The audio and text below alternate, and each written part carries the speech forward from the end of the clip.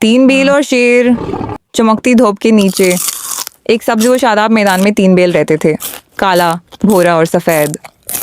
वो एक दूसरे के बेहतरीन दोस्त थे। जब भी शेर हमला करने आता, तीनों मिलकर एक दीवार की तरह खड़े हो जाते और शेर खाली हाथ वापस चला जाता।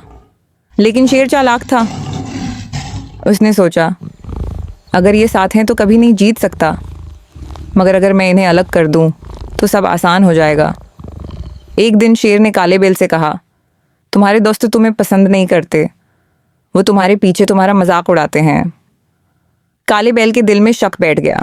उसने अपने दोस्तों से दौरी अख्तियार कर ली। मौका पाकर शेर ने उसे अकेला पाया और मार डाला। फिर शेर ने भूरे बैल के कान में जहर घोला।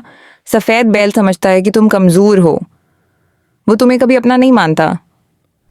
भूरा बैल भी धोखे में आ गया, अपने साथी से अलग हो गया और शेर ने उसे भी हड़प कर लिया।